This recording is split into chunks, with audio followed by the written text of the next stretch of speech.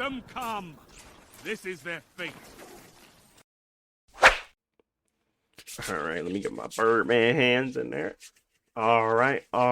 Welcome back to the House of Wolves podcast. I am your host, Deontay, here with my near and dear friends, Jalen and Josh. Today we got quite a bit to talk about. Some weird stuff happening. Xbox pushing games back.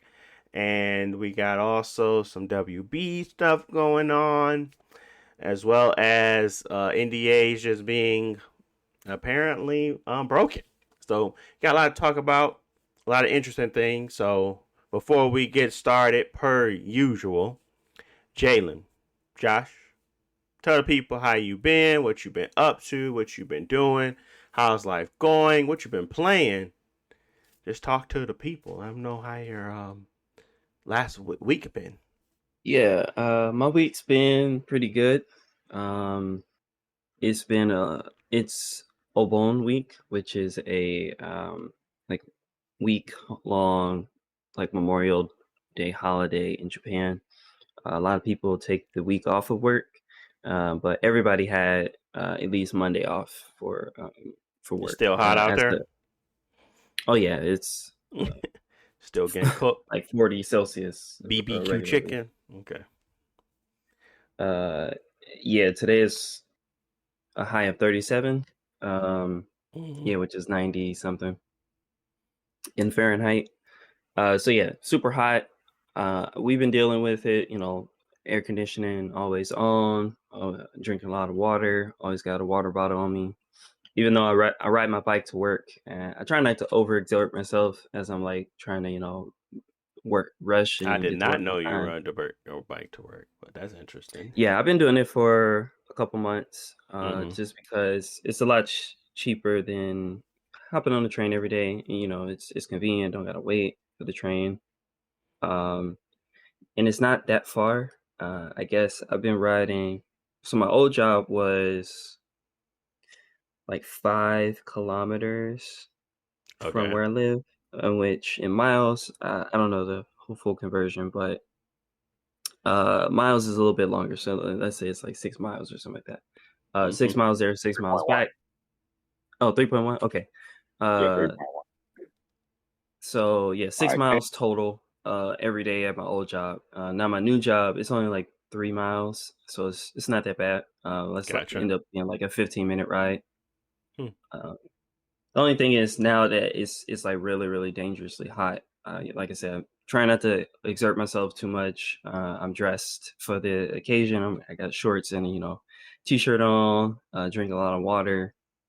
But it's a good exercise. I feel like I don't know how much cardio I need to do, but I feel like it's a good amount of cardio every single day.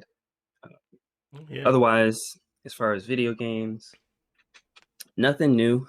I finally got into the Mecha Break beta, but I haven't played it yet. Mecha Break is a like mecha robot arena shooter. Oh yeah. The one I thought was Gundam, and yeah, it looks like Gundam gameplay wise, and it's multiplayer.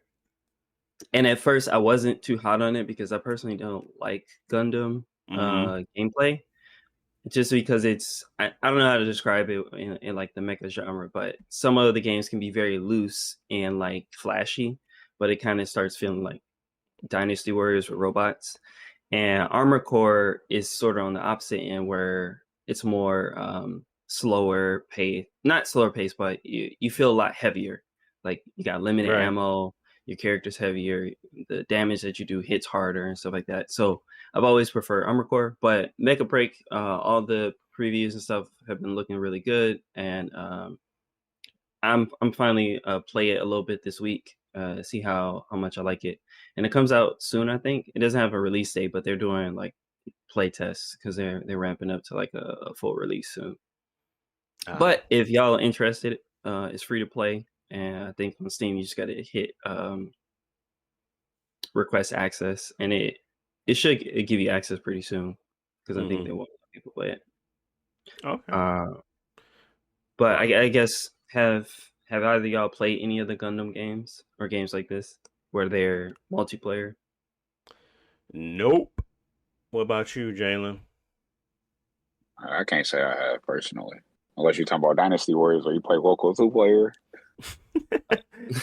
No. I mean, not Dynasty Warriors, but maybe Dynasty Warriors might count. But I don't know, with anime multiplayer games and I guess robot multiplayer games, I'm worried how the PvP is actually gonna feel.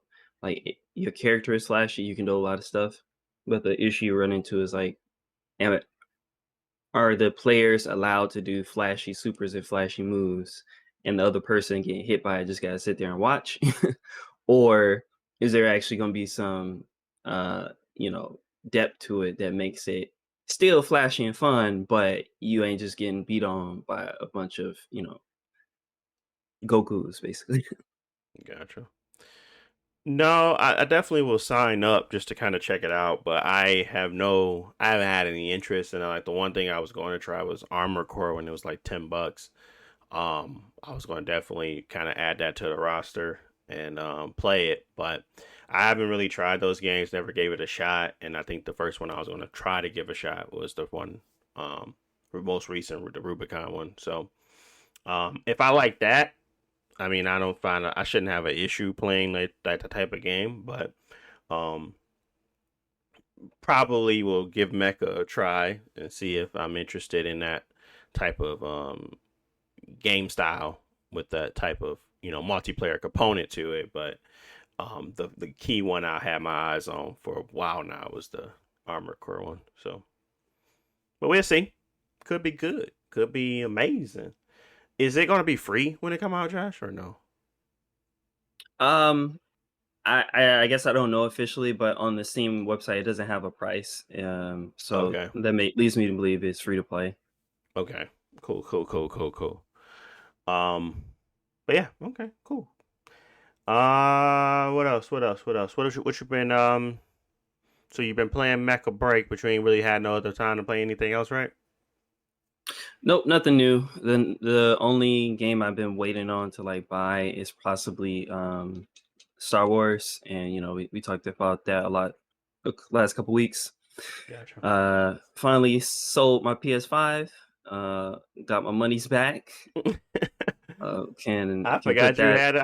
I thought you already sold that much, to be honest. I had boxed it up, but I'd never put it up for a listing. Oh, and okay. then I finally did. Yeah. Gotcha. Mainly, I kept using the controller because I do like the PS5 controller. But the actual PS5 I hadn't turned on in like 3 months. Gotcha. What was the rating out of 10 for Stellar Blade again? What was that rating you gave it? It's like a 7, but Okay. I say it's definitely worth playing on a sale. Okay. Cool. I couldn't give it higher than the 7 because like the story is garbage, but the gameplay was fun at least, and it kept me interested for like 20 hours. So nah, you ain't got to rehash. I just kind of wanted to. I forgot your like feel on it, and that tells me enough. But cool. Okay. What about you, Jalen? What you been playing? What you been up to? I know you've been I seen you on Multiverses a couple times. I started to call. I was like, nah, this man over there playing with George again.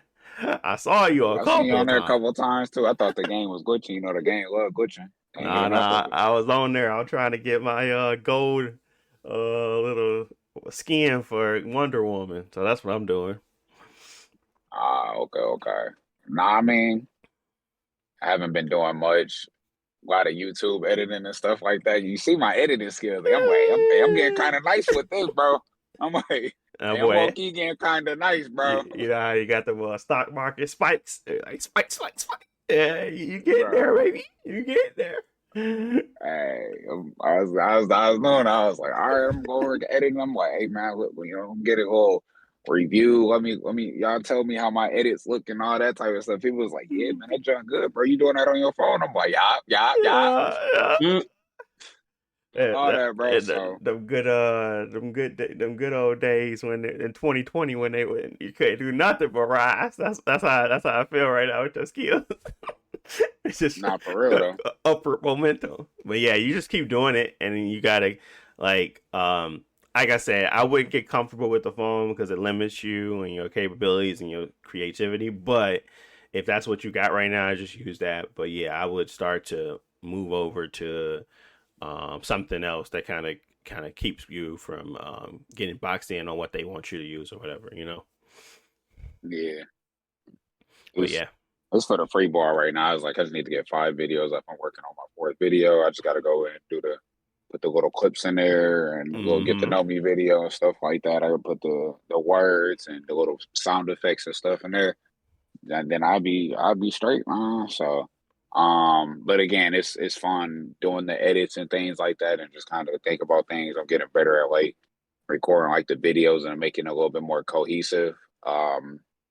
Like when I'm recording, I cut my segments up, so therefore it's not one long video. Additionally, I do gestures and things like, hey, this idea popped in my head.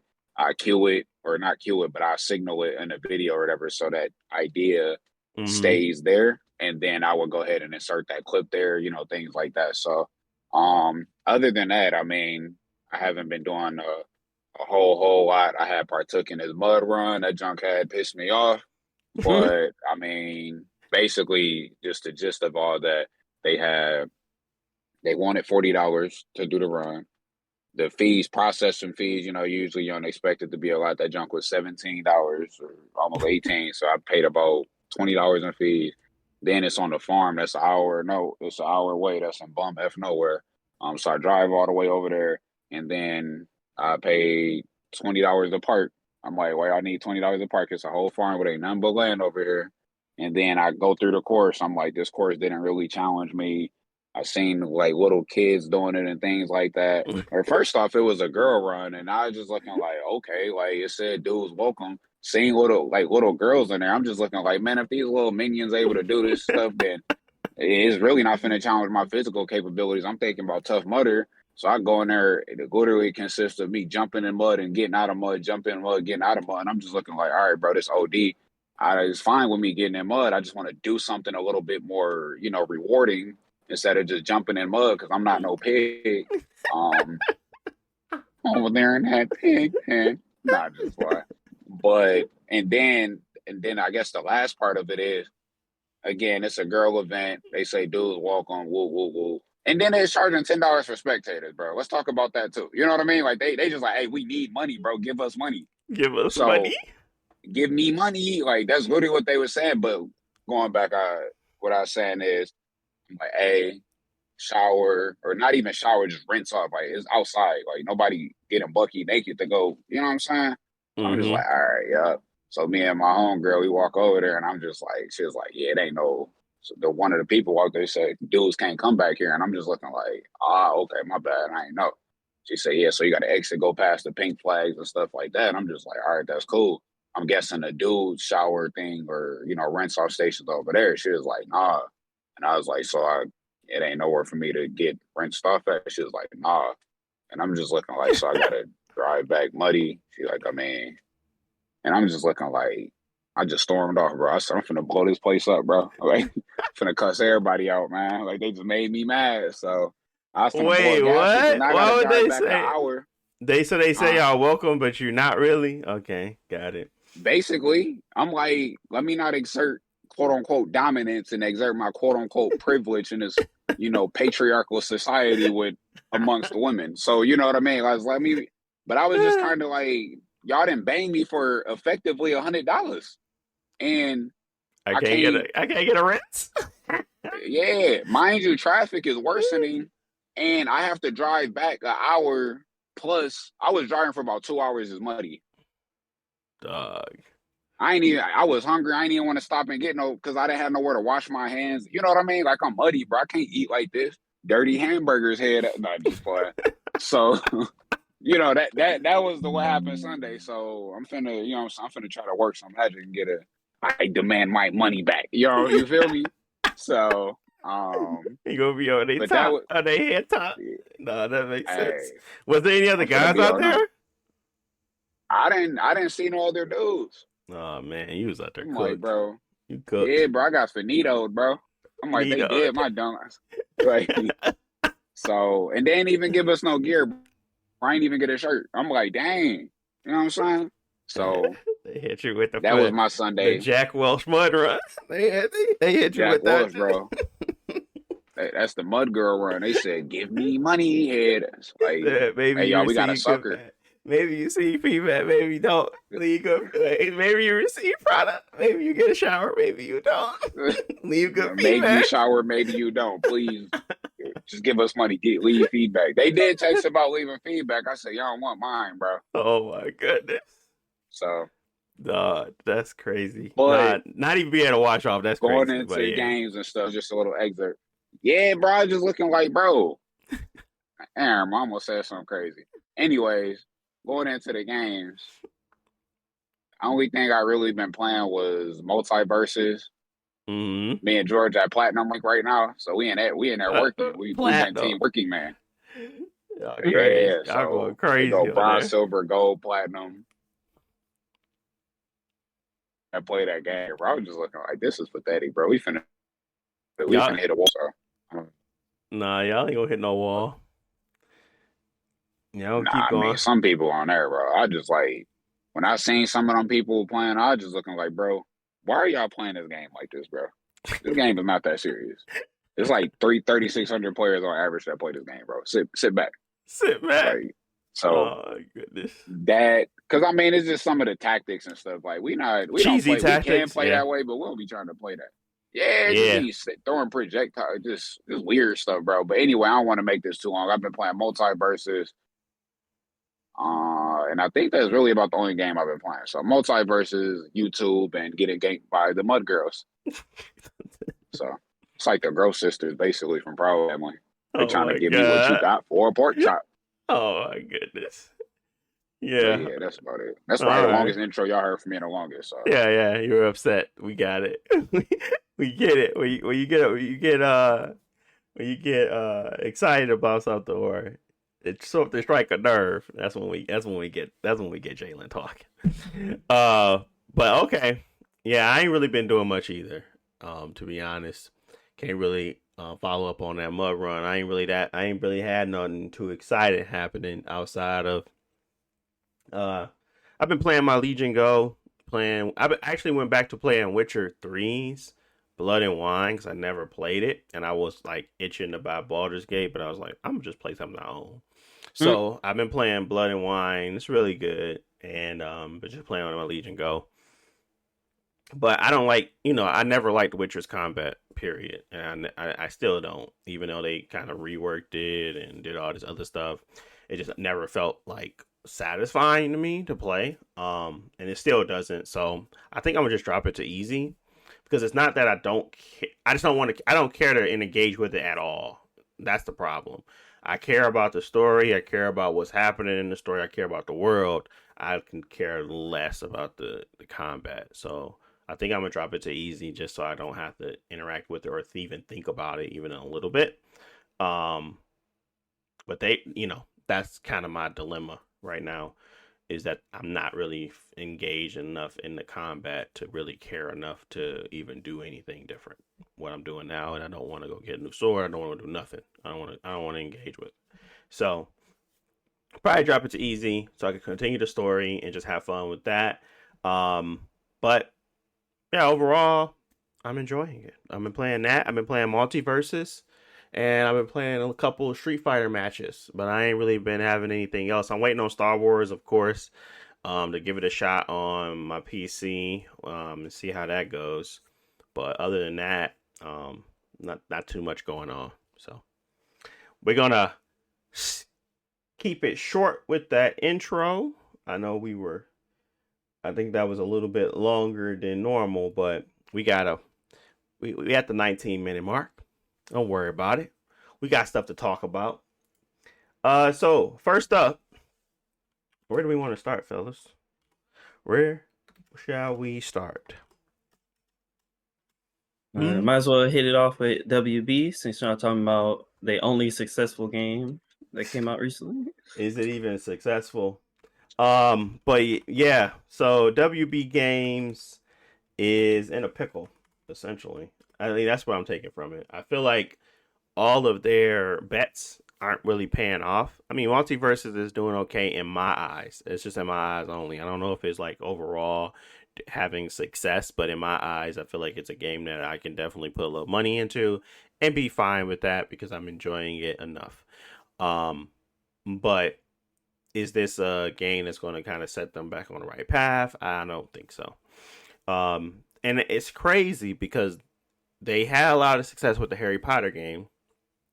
I mean, a ton of success, beating out Call of Duty type success. And now it's like they're back in the same funk because essentially what they did not do is make the right decisions that kind of made the Harry Potter game successful, which is, kind of feed into what people actually want to do in a game versus what they don't. And what people don't want to do is engage with mechanics and things that just does not appeal to them. And 4v co-op has, kind of went away for a very large bit. And kind of nobody is really yet engaged in it right now. But that was the same thing that happened with Gotham Knights. And then they did the same thing with this game. So it kind of told me that they were on a path to find success in these types of games and both failed miserably. So it put them on a dark path for their gaming in general, not just everything else. I mean, I know there's other problems going on, but gaming in general is what I'm talking about. So what did we find out recently, Josh? I think the big news was that they essentially were looking to franchise. They were changing their entire model, right? They're literally looking to... it's two big, I guess, news drops about WB. One, we already know that WB has been hurting for money for the last few years with their movies not doing well and stuff. And the first one is Suicide Squad had a double-digit drop in WB gaming revenue. So Suicide Squad was their biggest release in this financial quarter, and it missed expectations by a huge margin. That plus a couple other misses over the last few years has caused them to want to... Well, at first the rumors were coming out that they wanted to sell their gaming division, but now it's seeming like that they want to license their franchises to other gaming studios. Because we have Rocksteady has been the Batman studio for the last few years, and they've tried to also build up a couple like secondary studios, the ones that made back Arkham Origins and stuff like that. But now it seems like it's not worth it to them, so they'll rather sell off or license out Batman to somebody else, like a Ubisoft or another studio, to make the Batman game, so they don't have to incur the development costs themselves.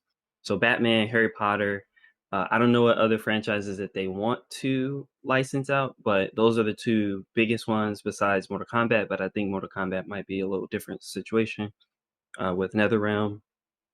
I think they says Looney Tunes and Game of Thrones. Okay. Yeah, I mean, ain't no Looney Tunes and Game of Thrones game right now, other than like the Telltale one. But the biggest ones: Batman, Harry Potter, Justice League. Yeah.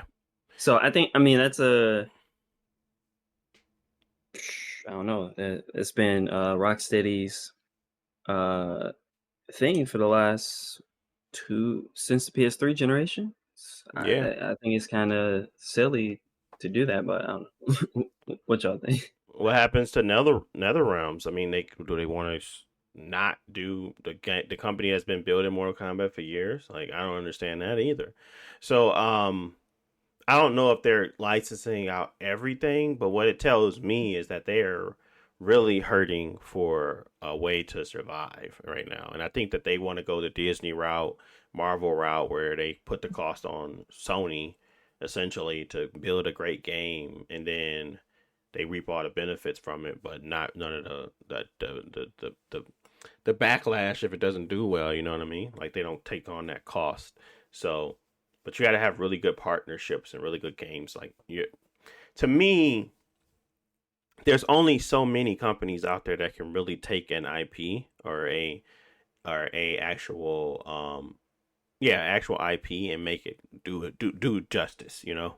I don't know. Does WB own what's it called? Pocket Key Games. What was the name of the company that did Harry Potter? I don't think they own them, right? It was a licensed type of situation, correct? I don't know. Hogwarts Legacy, that was a game. Yeah, I don't think they own the studio. Avalanche. It says that's the developer. Oh, yeah, it is. Never mind. Potkey Games. You're right. They're owned by yeah, it's owned by Warner Brothers Games. So yeah, I don't know. I don't know if that's the right model for me. I can see them, thinking that is advantageous for them because they can do the same thing for because Warner Brothers also owns the Lord of the Rings stuff, or at least I think they do. Maybe they license the Shadow of Mordor stuff.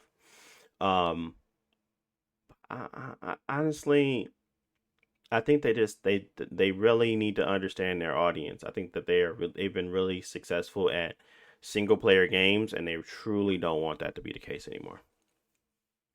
They really want themselves a Apex Legends, or they want them a Fortnite, or whatever the case may be, and them taking a strong and well versed single player studio and dropping them into a multiplayer world is the most craziest thing I could ever think of. Like, I would go buy talent that have built games for online versus trying to inject online mechanics into a single player experience, So they went about it all wrong.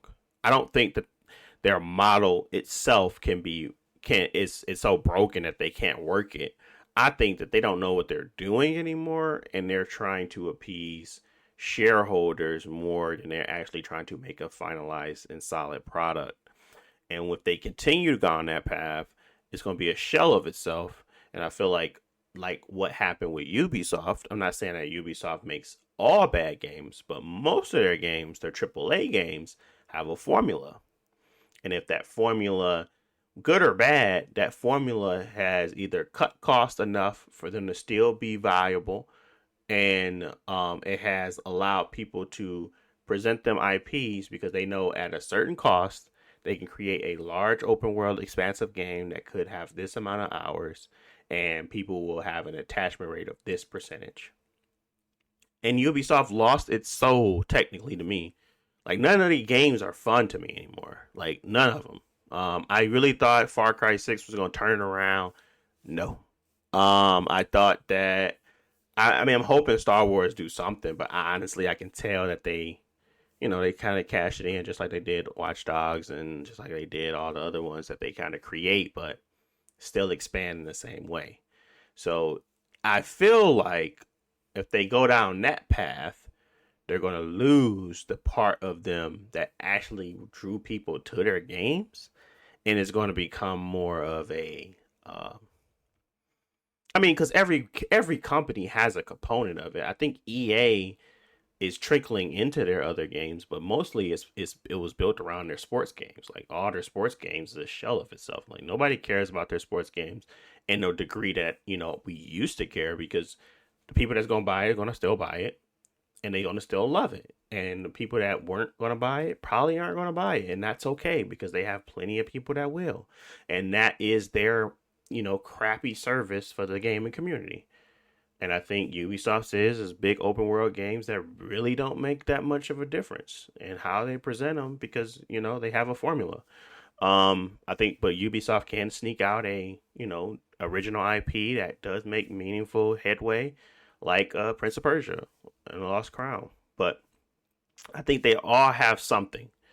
I'm not saying none of them don't, like Activision, Call of Duty. All of them have something. I think Warner Brothers is trying to figure out what their something is. And what they should have done is keep making bangers, because they were for a long time. And then all of a sudden, they decided to deviate. And maybe it was just cost, but overall, to me, they stopped doing quality, like, HBO, even shows, and they started to try to go down a different path. And I know that path probably got tricky for them simply due to the amount of cost and budgeting and understanding where their market is. But to me, that's what happened. What are y'all thoughts? I've been talking too much. Or at least, what's your thoughts, Jalen, on WB's history? Or do you let me know what you know about their history at least. Um, so I don't know a whole lot about WB history. First off, I feel like a lot of companies are struggling, and it's funny that you had mentioned Ubisoft because I haven't heard anything about them like just having hard times or something like that, despite all the trash I talk about them. But anyway, that's neither here nor there. Mm-hmm. Um, WB, I don't know, like I said, I don't know a whole lot about their history. I do remember at one point in time, I felt like they was doing pretty well. Obviously, they had the Harry Potter game. I mean, I think they spent all their money on haircuts with that game, bro, because they was they was looking clean in there, bro. But when I remember WB being a little bit more successful, I feel like a lot of it was with the like during the time with the Arkham City, Arkham Knight, like the Batman games and stuff like that, during like the 360 era. Oh, for sure. Um, Yeah.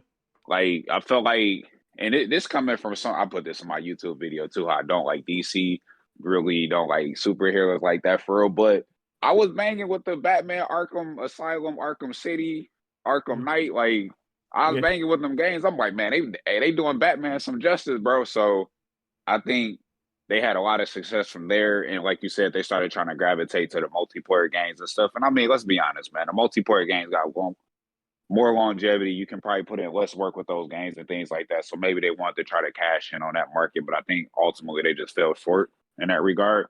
So I think that's where their success was with the single player games and things like that. But and more recently we've seen a Harry Potter too, right? So but I think more recently, I mean not recently, but before that's what they was tending to do and they were doing well with it and they like, hey, we gotta get into multiplayer.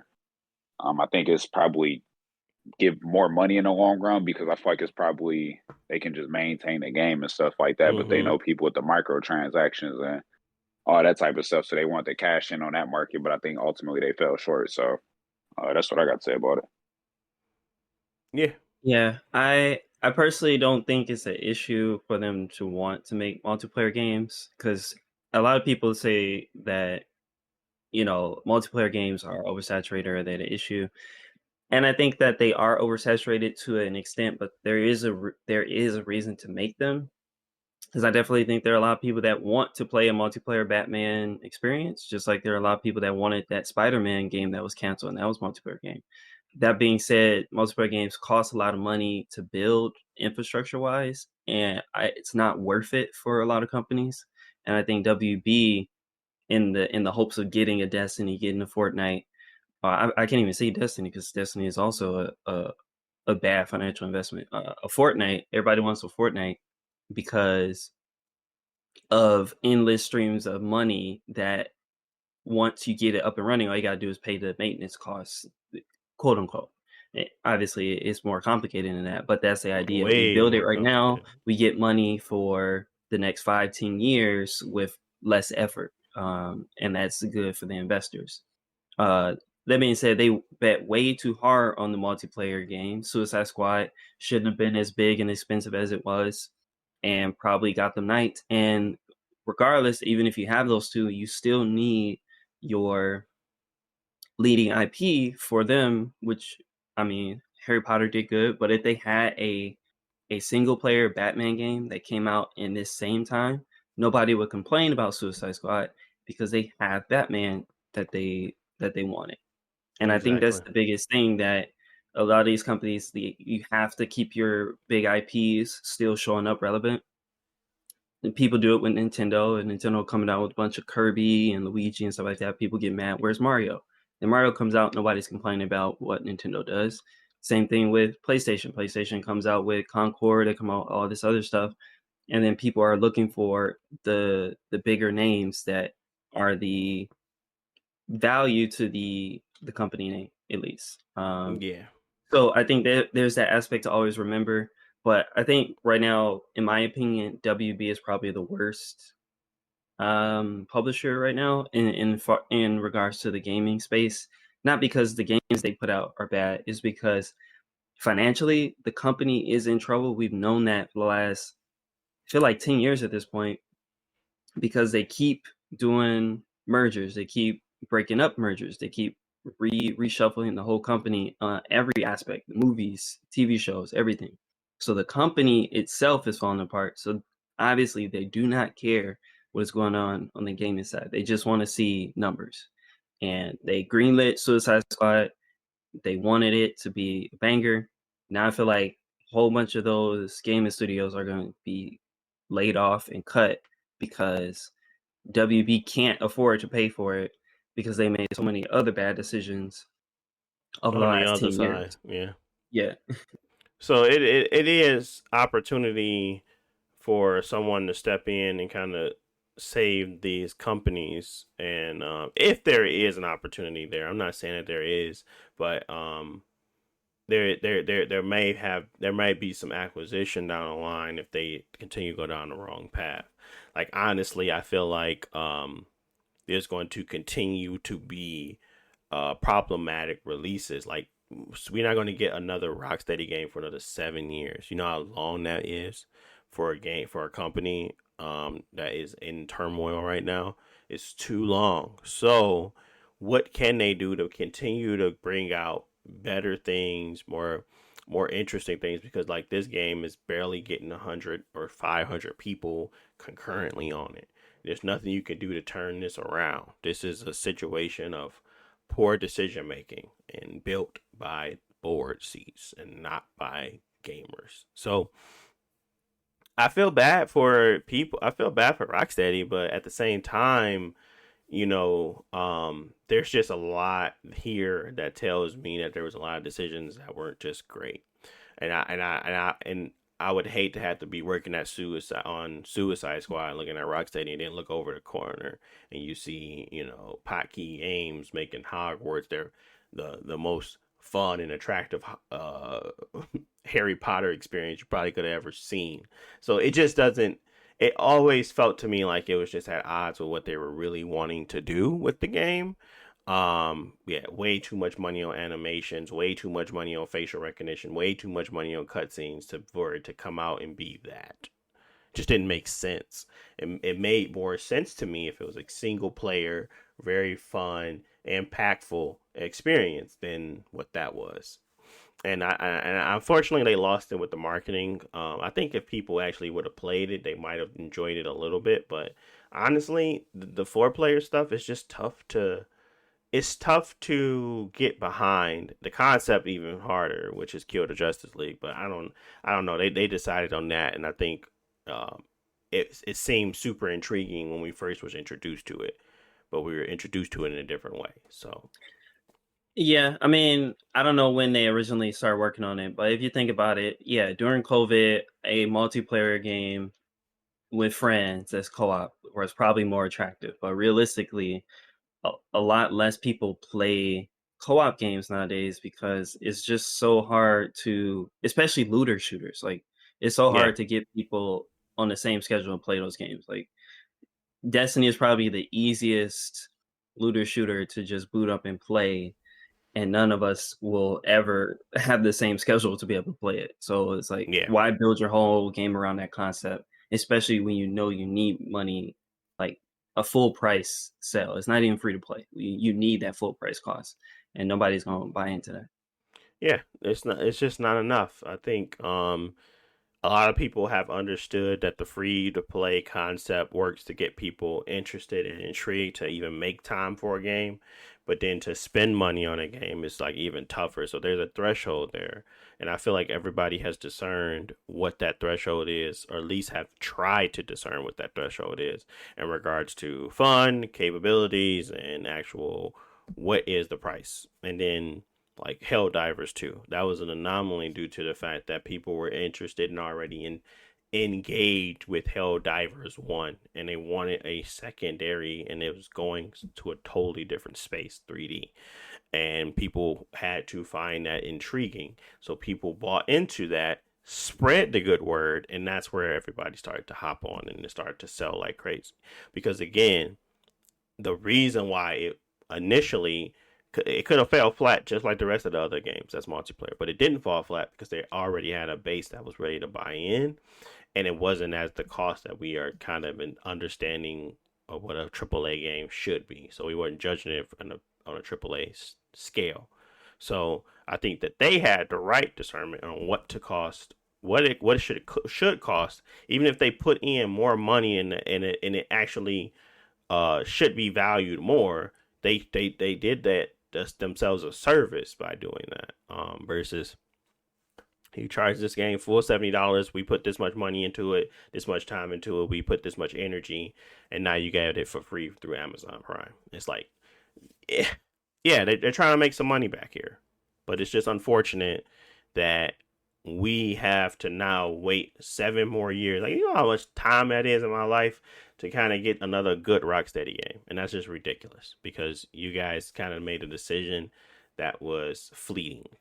And I understand trying new stuff. I'm not saying don't try new stuff, but try new stuff with different IPs. Don't try new stuff with well-established companies that people are anticipating, because then when that anticipation isn't met, you get lackful or just you get lacking results.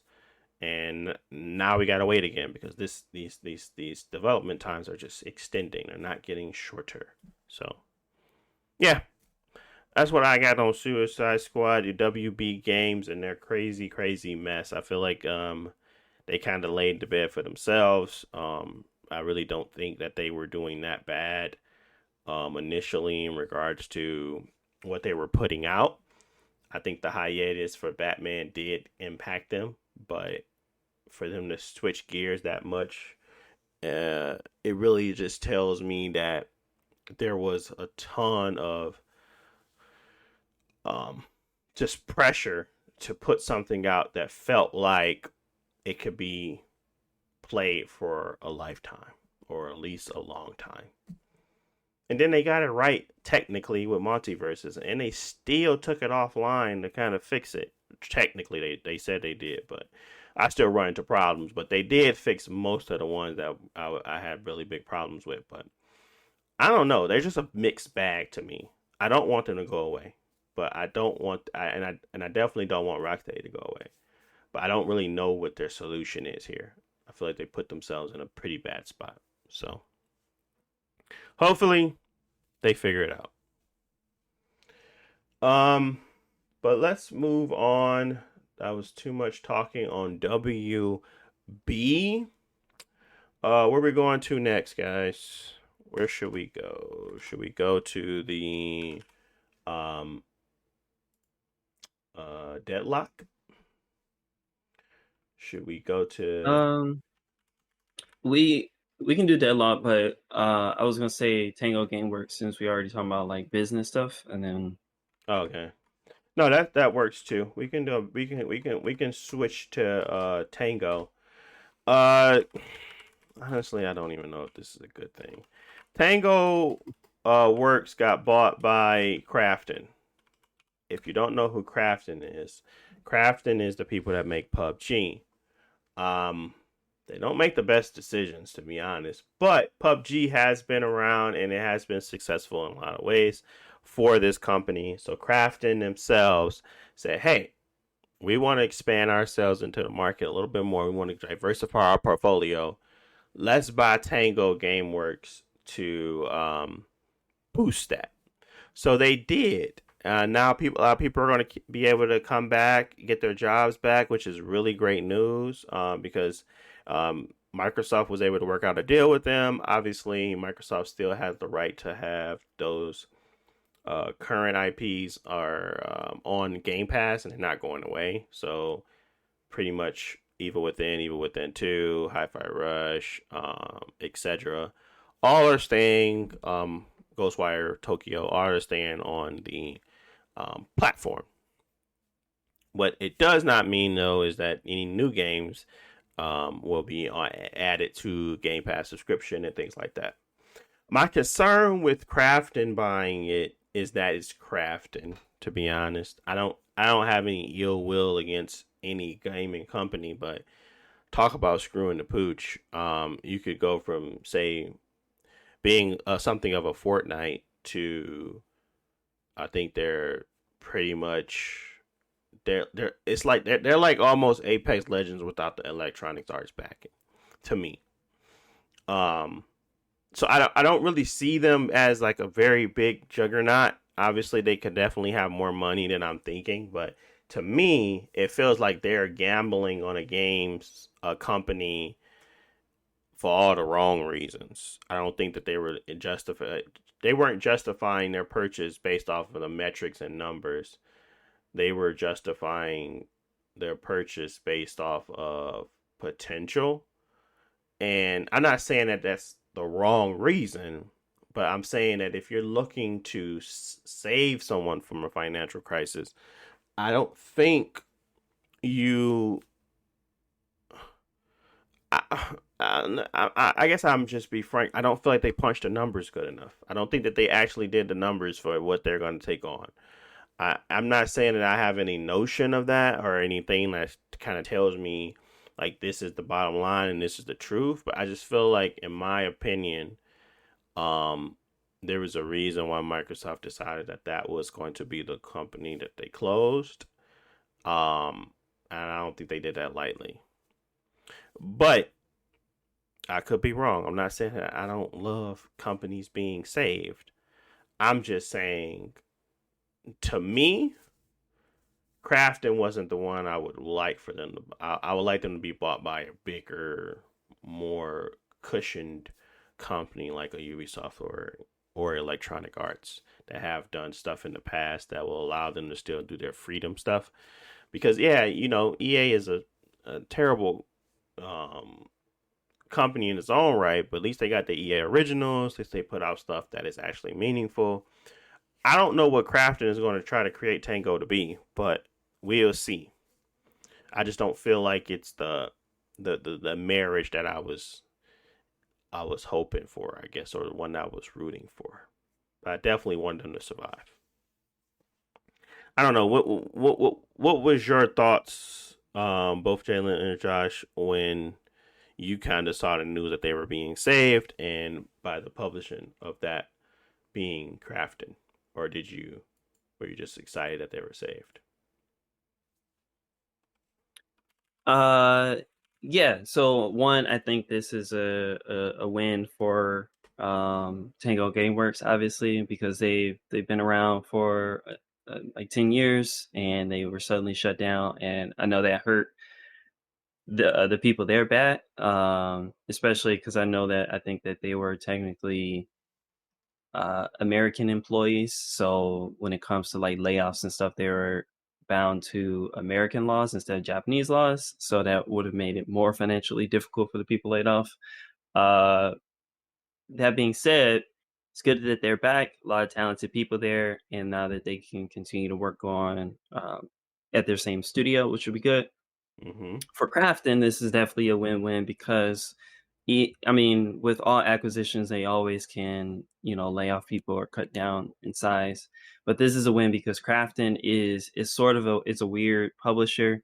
Obviously, they have PUBG, but I think they acquire PUBG later because they saw it as a benefit to bring in more money.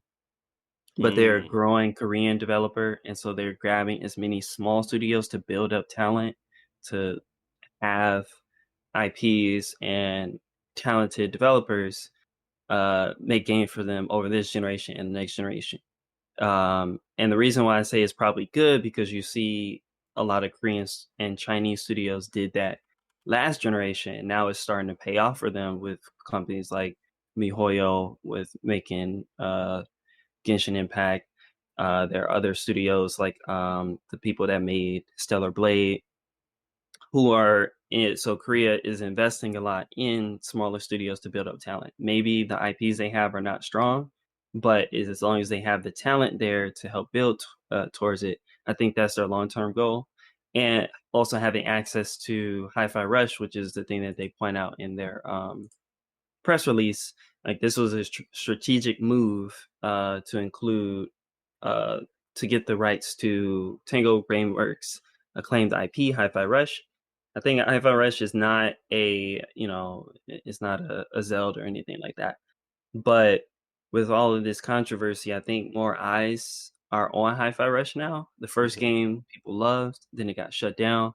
Now they come back with Hi-Fi Rush 2. I think there'll be a lot of eyes on it, and it could be a jumping off point for more success for them. As long as they deliver on the game being good or whatever. So yeah, I think overall this is good. I wouldn't say that Krafton is my first choice or whatever, but I think Krafton got probably a good deal for this. I mean, how to put it? Not a good deal in the points of cost. I don't know how much they paid for it. I don't know how much Microsoft wanted for it, but to get a studio that people like or love, in this situation is good for them, because that makes Krafton more valuable, which before they probably were not as valuable, in my opinion. Yeah. Right.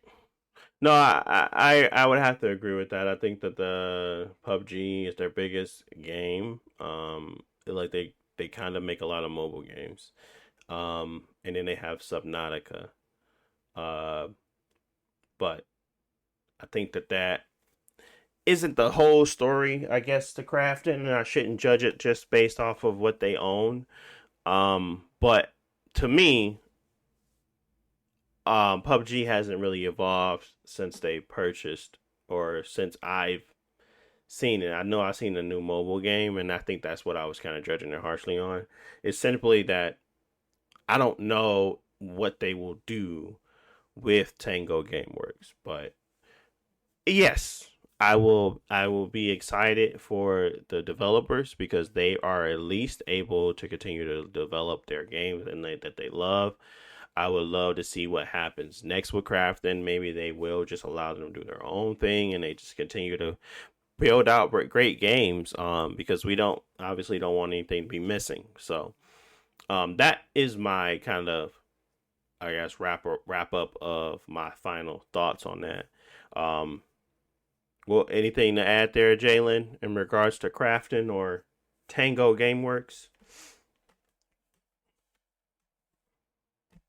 Nah, I don't really have anything. I haven't played Hi-Fi Rush or anything. I think that's the most notable project, and it's cool that they might have another opportunity to maybe make a Hi-Fi Rush 2, or maybe like a spiritual successor or something like that. So yeah, I think that's the most valuable part of this whole news, and I didn't want to poo-poo all over it, but I did anyway. But I just want to be at least known that it is very much so a great thing that they are able to move forward with their creations, at the backing of Krafton.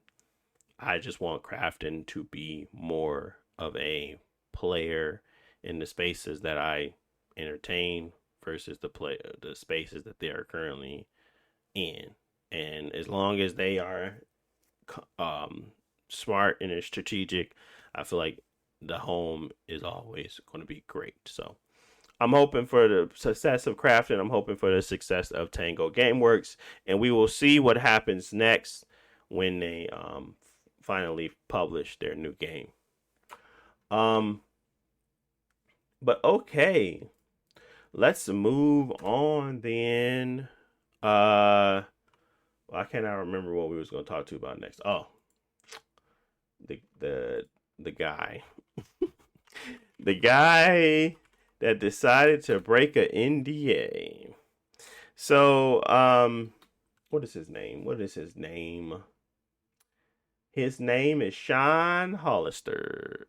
Sean decided that it was a great idea to say, bump all that noise. I'm going to put out what I want to put out. And kind of said, forget Valve. I'm not saying that he was right. I'm not saying he was wrong. All I'm saying is we got Deadlock footage. of the new game by Valve themselves. We ain't seen a new game from Valve in a decade or something, and probably more. But no, we got Half-Life Alex not that long ago. But we A new haven't, IP at least, yeah. yeah, we haven't seen a new IP from them in a long, long time.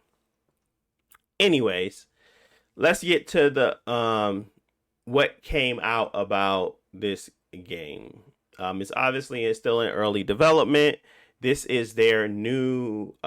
He kind of said it was like a mixture of Overwatch, Dota 2, Team Fortress, to kind of make this game. It's a new hero shooter. Correct. And as of now, I think there's like 20 characters.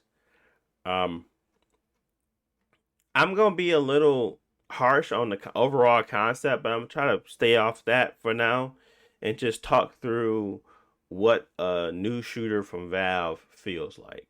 Did any of you play Team Fortress? Not seriously. I played a little bit on the 360 just to try it out. And I could see why it was fun. I just personally it's a PC shooter on console, so one, it didn't really feel good to play, and two, I just wasn't into it at that time. Like the closest thing now would be Valorant, and I don't even like Valorant, and that's a modern version of that. So, gotcha. What about you, Jalen? Did you get the orange I never box? actually got the chance to play it. Yeah, that mug used to be. Wasn't the orange box? I remember it being like $6 or something. I don't know why. They can have like Half-Life and Portal and Team Fortress in the orange box when they sold it on the 360, didn't they? Yeah. Yeah. So, I never engaged with Team Fortress either. I mean, I played some Left 4 Dead and stuff like that, so I know that they can make great games and they make decent games, and good multiplayer games. I say that's what they're key at. They're key at making good, fun multiplayer games, and that is what intrigues me the most about this game is that it's got Valve spin on it. They have new ideas boiling around in that brain of theirs that they haven't tried out in forever. So all of that intrigues me because over time, to make a new IP, you want to make something special, right? And having a new hero shooter that just feels like old hero shooters isn't the right thing to do. So I think I want to uncover the secret sauce to this 6-on-6 shooter, hero shooter from them. I don't think he really touched on a lot of it. He was basically just talking through like the speed of the game, like there's no downtime. You have to fight enemies and troopers, like AI, and you keep advancing. It's like a wave after wave type situation. So you fight in like an NPC army essentially, and then you're also fighting the individual heroes on the other team. So it's kind of like a mixture, like I said, of a lot of different things.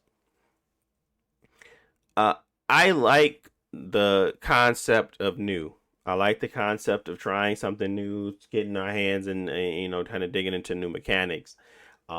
This kind of didn't tell me anything about the mechanics, to be honest. It did tell me that it was polished, and it told me that at least that a lot of the things that they were looking for in a hero shooter was present.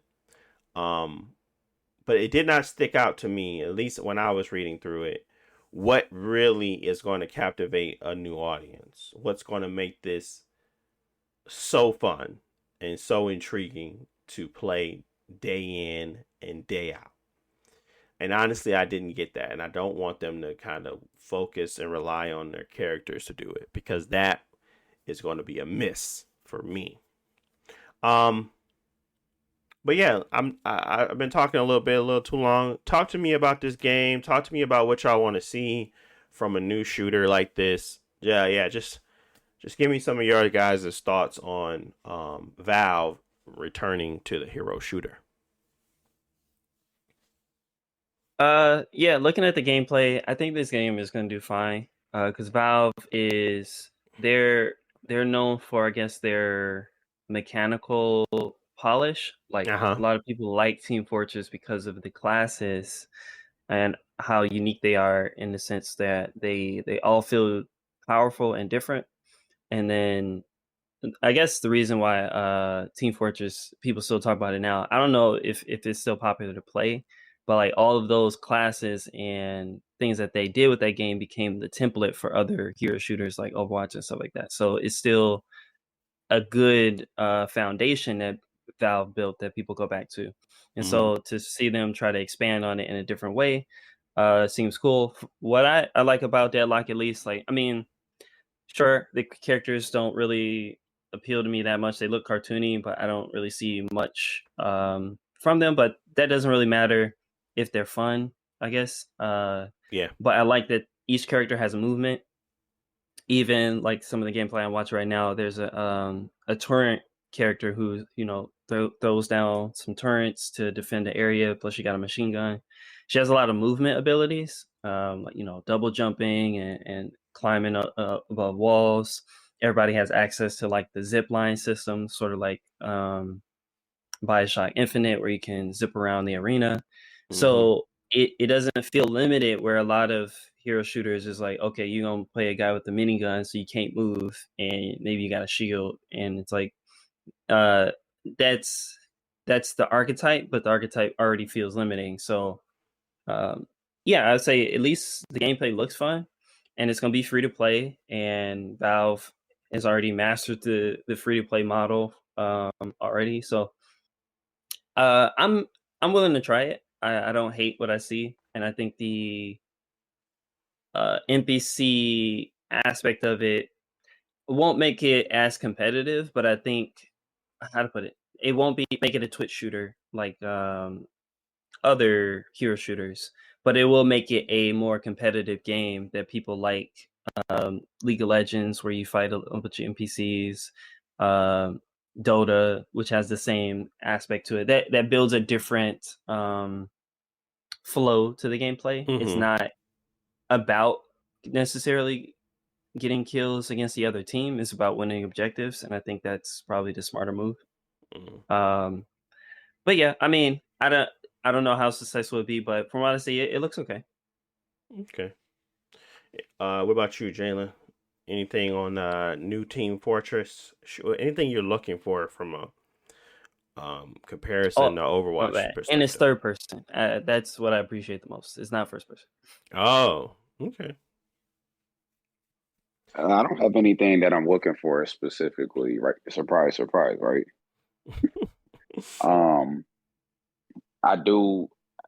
I have a little bit more faith in the game because it's made by Valve. Granted, I ain't play a lot of Valve games, but they have a pretty good track record though. So we'll see how this one comes out. Maybe it might be something that's really enticing. I know Valve. They games got their own aesthetic to them, man. I don't really know how to explain it, but I'm just like I said, maybe it brings something different to the table with the team shooters and things like that. Got a little bit more faith in them. It almost don't seem like, I'm not gonna say they not going out their comfort zone, but based on how Team Fortress 2 was, I think that this can be something that is done the correct way. We just got to make sure it ain't no microtransactions, extra hours in it, every 90 days. And I mean, I think they might be, you know what I'm saying? Like I said, I got high hopes in it, man. I got some faith. Got some high A lot hopes. of games don't get that from me. Gotta have they that, don't, bro. Gotta get that faith. It's definitely intriguing. I am going to now go into my other portion, like I said, where I'm just kind of over the entire hero shooter aspect of a lot of things. I'm not saying that I don't enjoy a hero shooter. I think I'm just exhausted from the quirky character component of it all. I feel like it's kind of been old. It's kind of old and tired to me now. I don't really know how else to do it, but I'm sick of all of the Apex characters coming in with their personalities. I'm sick of personalities in games where it doesn't really matter.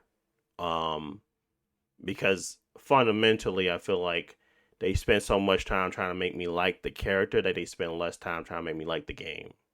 And I think that's probably a big component of why I am over the whole quirky character. My character has to be special. My character has to have voice lines, and my character has to have some cool They gotta fit the cosplay world too. I'm over it, dude.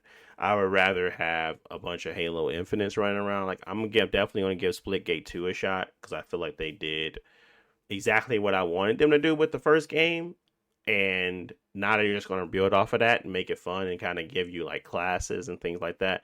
So I'm still going to try like arena shooters again, and I'm not saying that I just want to go back and play arena shooters, but I am saying that there's a lot to be said when a game is fundamentally sticking to gameplay as the selling point versus characters and driving it with marketing. It just feels like it has kind of become it's become a telltale sign for me that the game ain't good, and I don't like that, because honestly, all games like that aren't bad. It's just that for me lately, most of these games are failing or not doing so hot, and it just puts a bad taste in my mouth where I'm just like, why are you trying to rebuild this? Why? I don't even understand the Marvel's concept behind their whole thing and their third person shooter right now. And I'm just like, I don't know. I don't want people to lose. But it definitely feels like everybody had the same idea around 2018, 2019, and now we're seeing it come to life. So, and I don't know, was 2019 when Overwatch 2 was announced or something? I don't remember. But all I know is everybody and their mama think that this is the type of game that is going to be intriguing to a lot of people. And I'm here to say flat out is not. And yeah, I think most of you should try the free to play model. See how it goes. Gonna need a lot of capital up front, but see how it goes. Because honestly, I don't think anybody's gonna pay a dime to jump into their game. So, is Marvel Rivals free as well? Yep. So the only one that's coming out that's not free, Concord, is Concord. What a joke. Okay. Well, yeah. So, Concord has a tremendous battle to fight, but yeah. But I do feel like this genre has been, it's overstayed its welcome to me. But we'll see. I guess I'll ask, why are you tired of this genre faster than, I guess, like, you might be tired of it too, but why? What did this genre do wrong that like just Call of Duty genre doesn't? What you mean? Why is Call of Duty has been doing it wrong since Modern Warfare 3. I guess that's what I mean. If Call of Duty, the FPS genre is oversaturated and is falling off, the hero shooters are oversaturated and falling off, what other multiplayer shooters are there? I guess no, it's not. There's not really nothing out there. It's innovation. It's called innovate. It's called to actually do something different. I feel like when we got Titanfall and it gave me something special. I mean, I can still go back and play that game now. I understand that it's still out there. It's still available. But there is a component of that evolutionized how I thought a game should be played, or how what you can actually do in a game and what makes it special, right? And then they started to innovate on the battle royale with the 3v3 and kind of having like the component of a team building to the battle royale. And then that was in 2019, when Apex dropped. And then there was the evolution of, and not necessarily an evolution of hero shooters. I think hero shooters has been stagnant for quite a bit of time.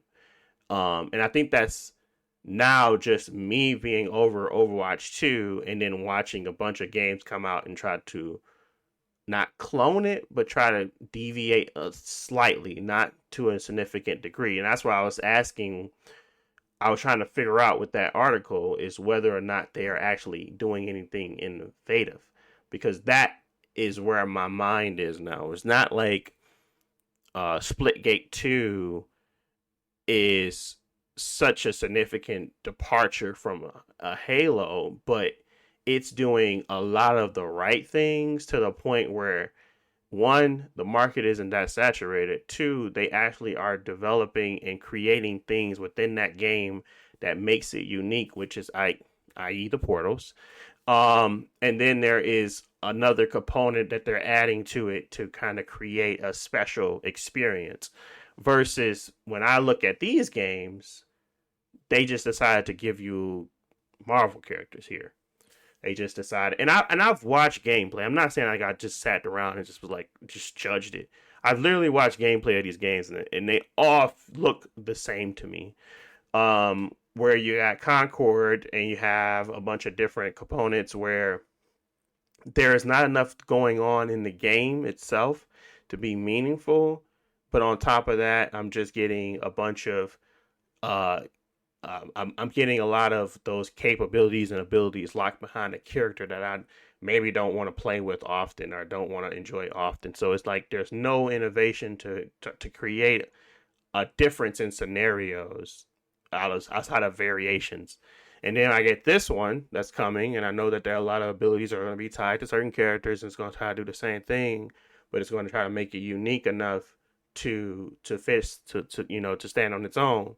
But it's not showing me what truly will make me feel like there has been any innovation in the hero shooter. So I guess it's a multitude of things. I think Valorant was probably the most different because it took Counter Strike's approach and added heroes. But but at the end of the day, I'm not the type of player when it comes to those twitchy shooters. So it's just a bunch of different games that have come out that have tried small changes to me where nothing significant has changed. And Call of Duty has always been that way. I gave up on Call of Duty a long time ago. I just went back to it because I didn't play it in 5-7 years. So that was it.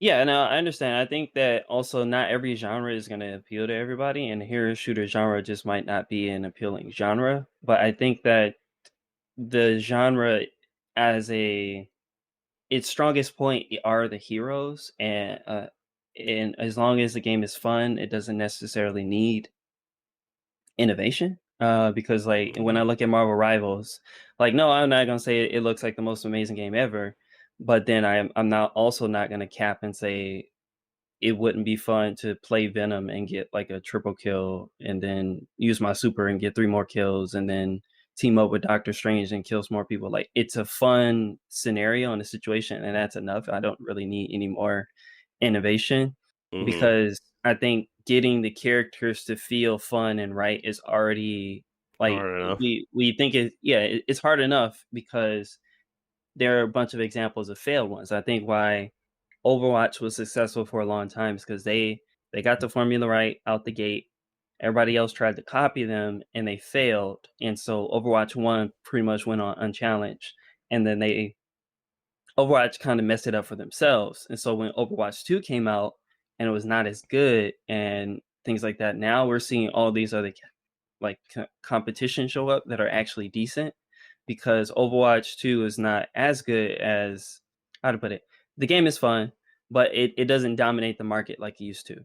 Now Marvel Rivals can show up and it's like, oh, we have equally as interesting characters that people like because people will just play it because they want to run around with Wolverine and stab people, or they want to use Spider-Man and it feels good and it feels fun. And I think that's enough. As far as Deadlock, like sure, I don't know any of those characters. These are just Valve's classes or whatever. They might not actually be interesting characters from that point, but I think Valve has a big enough fan base that people are going to try it and they're going to find the characters that are fun and they're going to get good with them and people are going to enjoy it. And I think for this genre, that's all that's needed. Personally, I never felt like the battle royale genre was actually good because it was kind of a lazy concept that just worked. Like we take our multiplayer game and throw 100 people in there. Now we got a interesting game, and that's kind of how PUBG got successful.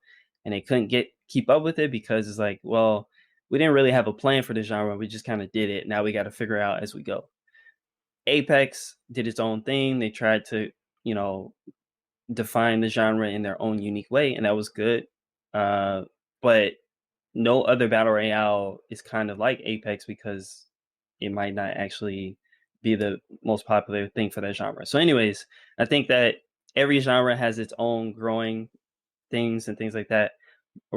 Hero shooters are going to pop up now because Overwatch 2 kind of failed to dominate the market.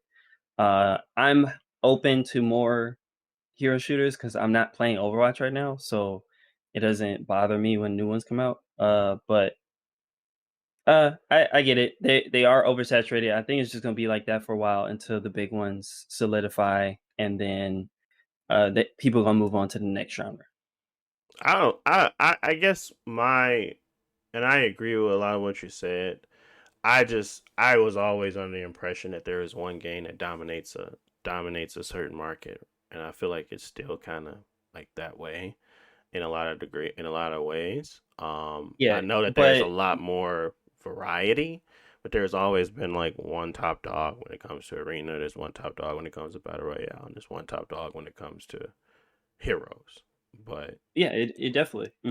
so to me, I still don't think that these games look like they could ever replace Overwatch in my top dominated, like in that domination type situation. I understand that it's fallen off its pedestal, but Overwatch did it so well when they copied them, Team Fortress and stuff like that, that it's really hard for me to say that this So next I game is going to truly do something big enough or different enough, because I feel like for all its flaws, Overwatch has really solid netcode. It has really good hit detection, and it probably still is best in class when it comes to just the feel. So I really don't see myself like it's the same thing with Destiny.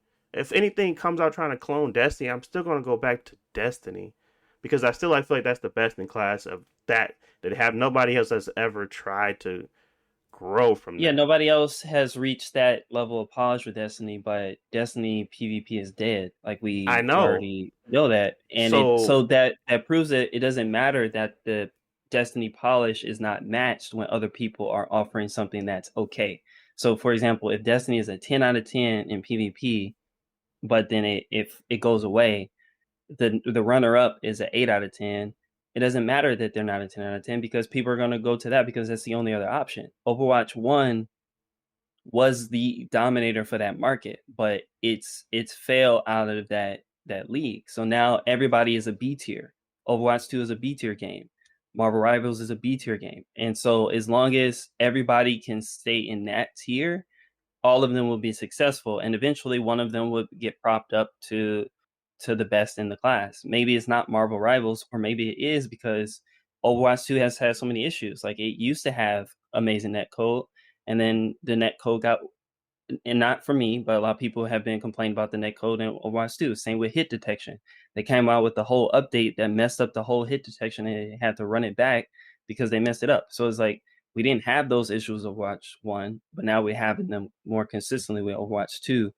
So the whole point is that Overwatch 2 is vulnerable. So this is the time for anybody to try to pass them. I don't know who's it's going to be, but I can't say that it's not going to be Marvel Rivals because Marvel is like the biggest IP in the world right now. So maybe everybody plays Marvel Rivals, even though Overwatch is technically a better shooter. Marvel Rivals is more popular. Like I can't say that that can't happen I mean, because Overwatch I 2 is not yeah. is not is not even top 10 shooters right now. No, I Overwatch know. 1 used to be number 1, now is not even top 10. So why not move into that space? I guess, but it's not. It's there's shooters and then there's hero shooters. To me, right? So there's a difference.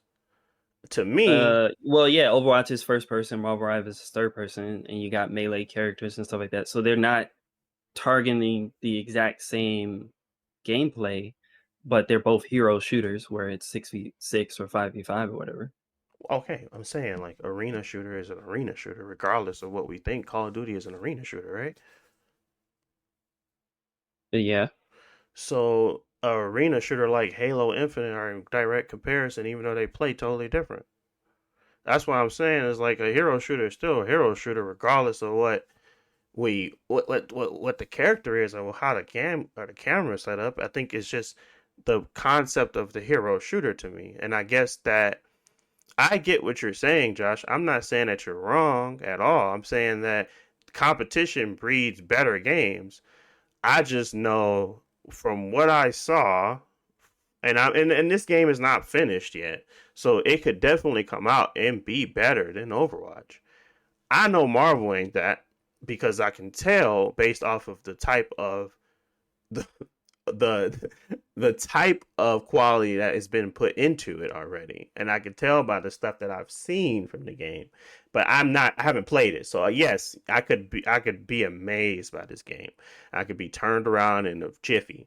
But I know what I look for, and most of the time, what I'm looking for is a quality experience, regardless of like the problems that overshadow it.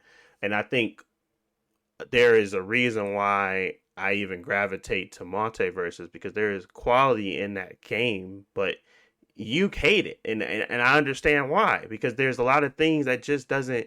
You've played and dealt with a game that probably has more fundamentals, and I think that you're more appreciative of, and nothing's gonna probably take that away. And I think the only reason why this game is different is because it's free to play and it has a component to it that allows you to play with friends. Like that's the main thing, right? So I think that Marvel's Rivals just being free gives it an uptick compared to other games. But again, Overwatch 2 is free. Um yeah, I guess my point is simply Concord is not going to be in the conversation, but Marvel Rivals, the other free ones can be, and that these hero shooters are going to make each other better. I just don't see right now the path for these two games themselves to beat out Overwatch as the premier experience to me. That's all. Mm-hmm. So, but I totally get what you're saying. I feel like those they have that. I think that I don't want to deter competition. And I think it's very smart to kind of be open minded when it comes to these games because they can have components to it.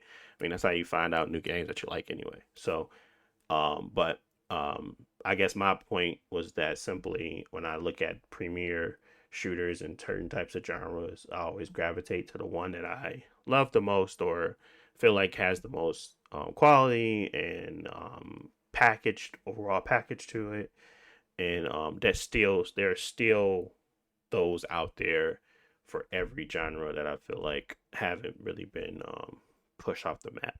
Only ones I can tell that are like different enough from each other but fall in the same category as Apex and Fortnite. I feel like they can coexist. Fortnite's gonna always do better than them, but Apex is gonna still be able to have its own lane. Until they stop, monetizing the crap out of it like they do it now. So, but yeah, okay. What else? Any final thoughts on that? Sorry, I don't mean to cut nobody off. If they all had any other thoughts. No, we were talking about Deadlock. I don't know when it's supposedly coming out. It looks pretty early. But originally we were talking about the guy who leaked it. Yeah. His excuse of I didn't sign the NDA is gonna get him out of legal trouble.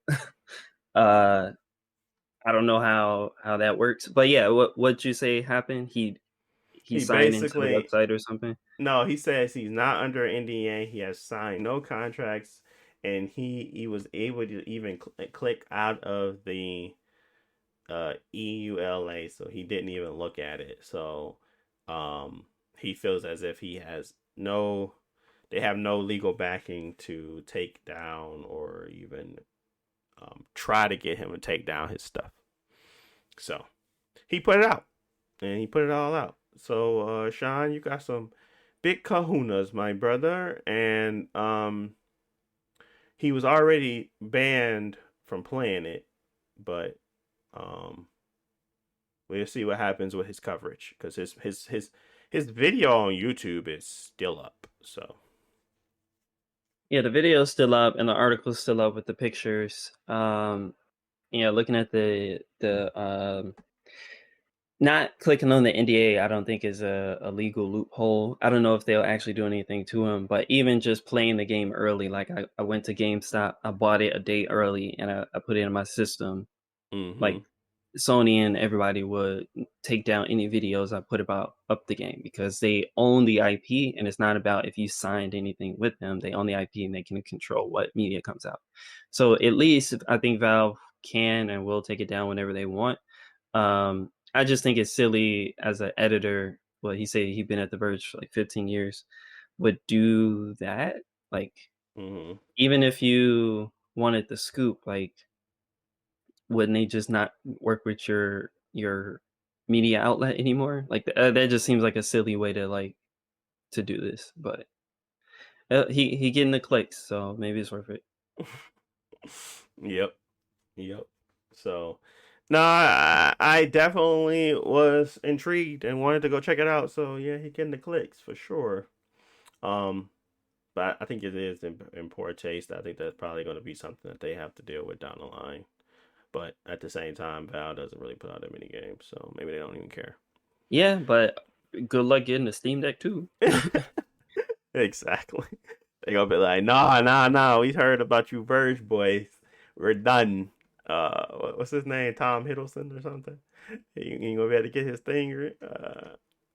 But yeah, I think it's pretty interesting that he kind of said I don't care, but I'm pretty sure it's gonna be a little bit of repercussions for that for sure. But I mean that's pretty much all I had. I didn't have anything else to press in, or am I missing anything? No, I don't think I'm missing anything.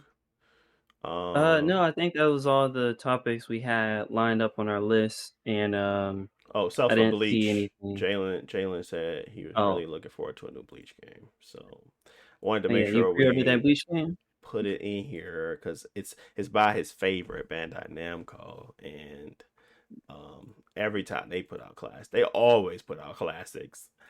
So, what was you saying? Since Broken Bonds, you've been buying those games day one? Yeah, that game finished, bro. Man, it's not finished, man. You don't know that. Stop saying Broken that. Bonds is Ubisoft. Oh, it was? Oh, it was Cyber Connect, wasn't it? Cyber Connect and Ubisoft. I thought it was Cyber Was Connect. It? I thought. Well, Broken Bonds was made by Ubisoft. This game, the Bleach game we was talking about was Bandai Namco. Let me see. Who did Ubisoft Montreal? Oh, I could have sworn it was by Cyber Connect, but that's a part of that was the Storm series, right? Yeah. Yeah, the Storm series. Bandai Namco. That game was straight for what it was. So. Can't even lie. Broken Bonds. Yeah. You could chalk or walk up the walls, man. Yeah, for real though. Yeah. Well, I'm gonna go play Witcher and check out this this Google keynote. That was one thing I forgot to talk about, but we'll save it for another time. Google got more AI. They still bad at live performances and presentations. But they got more AI coming for us as usual. I pre-ordered my phone. I'm happy. Got me some Pixel Buds for free. I'm happy. So, new phones, new days, all types of new stuff. With outside of that, we'll see y'all next time. Anything y'all want to say before we get up out of here? No. Like always, drink y'all water. start getting some exercise. I ain't gonna do no mud runs like Jalen, but I'll try to get into the gym before the summer over. Get back to lifting weights. Yeah, man. Yeah, man. Got to get that muscle milk. What about you, Deontay? What's your workout looking like? I know you did that marathon. I did that marathon once, and then I started doing you about to do a triathlon next? Nah. I started doing I signed up $10 a month, baby, for Supernatural. It's VR like boxing, whatever. Anyways, It's a way for me to use my MetaQuest that I never use, and kind of have some like technically a trainer, somebody that's going to keep motivating to kind of get through a workout. But it's a VR experience, and it's like straight up boxing most of the time, where you're weaving and punching and throwing hooks and all that stuff. But definitely keeping me up. The first time I was able to break 17 pounds, I lost 17 pounds this year and been stuck at 17. So I was able to break and get another pound down when I started using it. So I'm gonna still keep using it 3 times a week and try to make sure I'm just kind of staying motivated to get through the workouts. But they tough. They like 17 minutes of straight punches, and you got like a couple tracks on there, but it's pretty cool. It can mess with your head though. When it comes to like if you're like motion sick, yeah, you're like sensitive to motion sickness and stuff like that. It is a lot of movement, but overall I'm not that bad. 17-minute sections. I don't really go longer than that. And it's pretty strong workouts. You can change the difficulty level. So I have been doing that. So that's what I've been doing. Always got to find new ways to work out versus just working out. I'd be like, no, it's whatever motivates you. Like, my hardest thing getting to the gym is like getting up early and fitting in my schedule, because I know I'm not going to do it after work. Yep. But do I want to do it at 6 a.m.? So, yeah. But once you get the ball rolling and you stay motivated for long enough, it'll become a habit. So, getting that habit, right, Jalen? You the oh yeah, he the expert, man. He be always at the gym. I'll be like, man, I wish I could be like this guy. He's always at the gym. We be like, man, get out the gym, get on the game. On the game? He was in the gym yesterday. He was on the gym. He be in that gym all the time, man. I'm like, God, that boy in the gym again. Man, that gym muscles ain't going nowhere. Hop on Overwatch. Come use your brain muscles. Use your thumb muscles. Exactly. But yeah, definitely motivation to keep going, because I definitely be feeling like I'm done with it, but then I'd be like, I see Jalen posting again per usual every day like clockwork. I'm like, my God, this thing got me out here doing it. But definitely is helpful to kind of see other people staying motivated to do their goals too. So truth, get y'all some people around y'all is actually trying to do better in their life. Because if you're not, all you're going to do is do the same stuff. Right stuff. Accountability. Yes, sir. Yes, sir. But all right, y'all. Thank y'all for listening. If you got to this point, you're the real OG. We'll be back next week with more topics, more things to discuss. I really appreciate y'all listening and getting here. So thank you per usual. But we'll be back with more stuff. Till next time. Peace.